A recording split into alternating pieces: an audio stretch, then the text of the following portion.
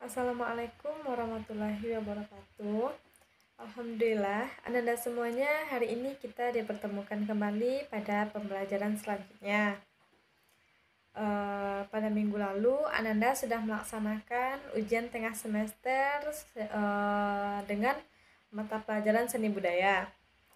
Mudah-mudahan apa yang Anda isi, apa yang Anda jawab sesuai dengan keinginan Ananda dan sesuai dengan apa yang telah Ananda pelajari pada sebelumnya. Nah, jadi pada hari ini kita masuk pada materi baru. Masih tentang komposisi tari, yaitu mengenai elemen-elemen komposisi tari. Sebelumnya kita sudah belajar tentang desain atas, kita sudah belajar tentang tema, kita sudah belajar tentang iringan, yang termasuk kepada elemen-elemen komposisi tari. Selanjutnya kita melanjutkan elemen-elemen komposisi tari, yaitu mengenai tata rias. Nah, di sini Anda akan memahami yang pertama yaitu pengertian tata rias, yang kedua tujuan tata rias, yang ketiga fungsi tata rias, yang keempat jenis-jenis tata rias menurut fungsi, yang kelima macam-macam tata rias, yang keenam alat-alat untuk tata rias.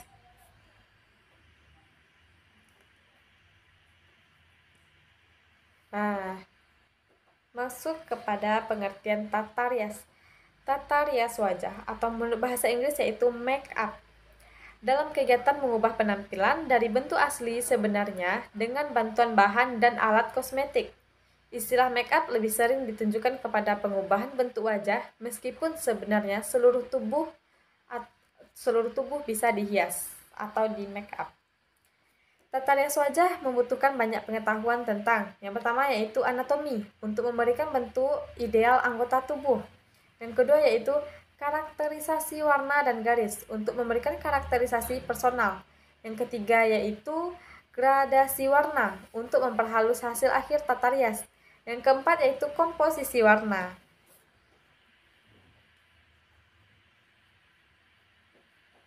Nah, selanjutnya masuk kepada tujuan. Apa sih tujuan dari tata rias itu? Yaitu membuat penampilan penari berbeda dengan penampilan sehari-harinya. Terlebih, jika tarian yang akan dibawakan adalah penampilan yang berbeda atau berkarakter, yaitu menjadi tegas, lebih anggun, lebih digambarkan karakter binatang. Selanjutnya yaitu fungsi tata rias.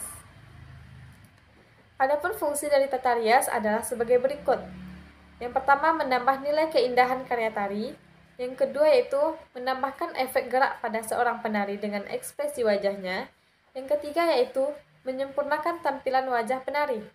Yang keempat, menunjukkan karakter atau watak penari. Nah, keempat tersebut merupakan fungsi dari tata rias. Selanjutnya yaitu jenis-jenis tata rias menurut fungsi. Yang pertama, rias jenis yaitu rias yang dilakukan untuk merubah jenis seorang pemeran dari laki-laki menjadi wanita atau sebaliknya. Itu dinamakan jenis. Nah, selanjutnya yaitu ada rias bangsa. Rias bangsa yaitu rias yang berfungsi untuk merubah seorang pemeran yang harus memainkan peranan bangsa lain. Misalnya, orang Indonesia memerankan tokoh berbangsa Afrika. Jadi harus tahu ciri-ciri setiap bangsa yang menjadi ciri khas. Nah, jadi Ananda semua setelah Ibu mencontohkannya, Ananda bisa melihat gambarnya langsung pada slide-slide yang sudah Ibu lihatkan gambarnya tersebut atau foto-foto bagaimana bentuk atau contohnya. Selanjutnya yaitu ada rias usia. Rias usia yaitu rias yang berfungsi untuk merubah seorang pemeran menjadi orang lain yang usianya lebih tua dari usia pemeran yang asli. Dalam rias-rias ini perlu mengetahui tentang anatomi manusia dan berbagai tingkat umur. Ketuaan pada wajah biasanya ditandai dengan kerut pada bibir, dahi, dan sudut mata. Nah, Anda semuanya dapat melihat contoh rias usia. Jadi, pada rias usia ini make upnya itu Anda hanya perlu menambahkan garis-garis tanpa Anda memikirkan eyeshadow-nya apa, warna ininya apa, blush on-nya apa, itu tidak perlu. Cuman kalau pada rias usia ini lebih menampakkan garis-garis pada daerah-daerah wajah tertentu, beda dengan rias yang sebelumnya yang sudah Ibu sampaikan. Selanjutnya yaitu ada rias tokoh, yaitu rias yang berfungsi untuk merubah seorang pemeran menjadi tokoh lain. Rias ini termasuk rias yang agak sulit karena adanya hubungan antara bentuk luar dan watak seseorang. Misalnya rias tokoh untuk seorang pelacur atau perampok, rias tokoh sama dengan rias watak. Nah, selanjutnya contoh dari rias tokoh. Nah, tampak sekali kan pada gambar slide Ibu ada tokoh. Nah, lihat bentuk alisnya, warna wajahnya, bentuk taringnya, rias hidungnya, kerutan wajah bagian dahi, riasan mata disebut mata pelelengan, riasan garis wajah, lalu riasan hidung. Nah, tampak sekali kan, itu dinamakan contoh dari rias tokoh. Selanjutnya ada lagi rias temporal. Rias yang berfungsi untuk membeda-bedakan waktu. Misalnya, rias sehari-hari akan berbeda dengan rias mau ke pesta. Itu dinamakan temporal. Contoh rias temporal. Nah, rias temporal ini juga dinamakan rias cantik juga ya, Nanda.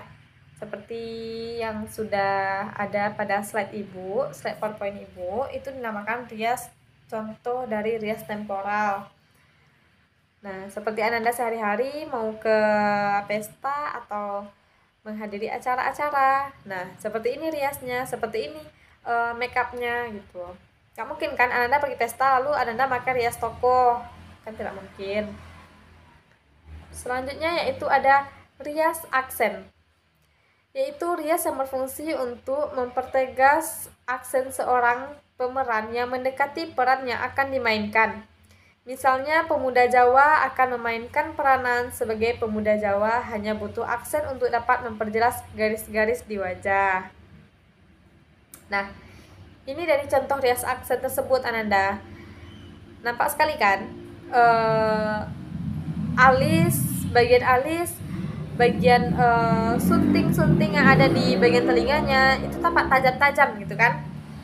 Lalu bagian kumis dan bagian bawah bibir, lalu ada sedikit blush on dan ada eyeshadow dan hitam pada lingkaran matanya. Itu dinamakan contoh rias aksen. Nah, selanjutnya ada lagi rias lokal, yaitu rias yang ditentukan oleh tempatnya. Contoh, seorang petani di sawah akan berbeda dengan petani tapi sudah di rumah.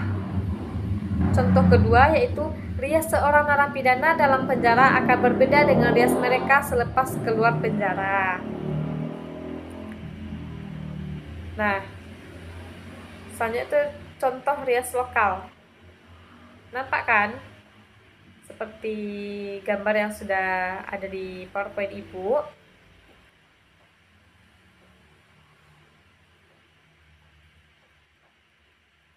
Selanjutnya yaitu macam-macam tata rias. Nah, yang pertama itu ada tata rias korektif. Yang kedua, tata rias wajah untuk mode atau seni, styling makeup atau tata rias fantasi. Yang ketiga yaitu tata rias wajah untuk karakterisasi atau rias karakter. Yang keempat yaitu tata rias tradisional atau etnik. Nah, tata rias korektif yang pertama yaitu seperti yang tata rias cantik tadi ya, merubah wajah kita menjadi lebih cantik, lebih anggun gitu. Itu dinamakan korektif. Lalu tata rias wajah untuk mode atau seni, styling makeup atau tata rias fantasi. Nah, fantasi maksudnya di sini itu lebih ke bagaimana kita misal menunjukkan suatu penampilan. Penampilan itu disesuaikan dengan rias makeup tersebut. Disesuaikan rias makeupnya, disesuaikan bagaimana bentuk penampilannya, lalu disesuaikan lagi bagaimana bentuk busananya gitu. Jadi semuanya disesuaikan, itu dinamakan rias untuk mode seni. Lalu ada lagi tata rias wajah untuk karakterisasi atau rias karakter. Nah, kita menyesuaikan bagaimana rias kita menirukan atau membuat karakter kita menjadi beda gitu. Contohnya seperti yang sudah Ibu contohkan sebelumnya atau pada slide sebelumnya gitu kan. Karakter apa yang mau kita bikin atau rias apa yang mau kita bikin pada wajah atau goresan pada wajah kita tersebut. Tata rias tradisional atau etnik itu dapat Anda lihat pada contoh pengantin Minangkabau gitu misalnya, atau pengantin Sunda atau pengantin Jawa seperti apa, itu dinamakan rias tradisional. Kita lanjutkan. Ada tata rias korektif atau rias cantik. Rias ini tujuannya untuk mengubah dari penampilan fisik yang dirasa kurang lebih sempurna. Selanjutnya, jenis tata rias dari wajah korektif adalah jenis tata rias di mana wajah yang paling sering dilihat masyarakat. Sehingga, tata rias korektif ini berkaitan dengan penampilan natural dan sederhana. Meski natural, tata rias dibuat dengan elegan karena telah mengoreksi kekurangan serta memberikan kelebihan di wajah supaya bisa nampak lebih segar. Nah, ini yang sudah Ibu sebutkan tadi, kalau contoh dari rias korektif atau rias cantik. Ini lebih mempercantik atau memperindah, memperanggun dari wajah kita tersebut. Lalu ada rias karakter. Tata rias yang selanjutnya sering digunakan untuk kepentingan dunia akting dan dunia hiburan. Setiap warna dari bahan kosmetik digunakan atau ditujukan untuk dapat membentuk karakter atau watak tertentu. Sebagai contoh dari eyeshadow, gelap untuk memberi aksen karakter yang menjadi galak. Tata rias karakter adalah tata rias yang mengubah penampilan wajah seseorang dalam hal umur, watak, bangsa, sifat, dan ciri khusus yang melekat pada tokoh. Tata rias karakter dibutuhkan ketika karakter wajah pemeran tidak sesuai dengan karakter tokoh. Tata rias karakter tidak sekedar menyempurnakan, tetapi mengubah tampilan wajah. Contoh, mengubah umur pemeran dari muda menjadi tua. Mengubah anatomi wajah pemain untuk memenuhi tuntutan tokoh dapat juga digolongkan sebagai tata rias karakter. Misalnya, memanjangkan telinga. Misal, tokoh suku Dayak Kalimantan yang memiliki tradisi memanjangkan telinga. Nah, itu dinamakan karakter ya. Contoh rias karakter. Nah, seperti yang ada pada slide Ibu, Anda dapat melihatnya. Selanjutnya yaitu ada tata rias fantasi.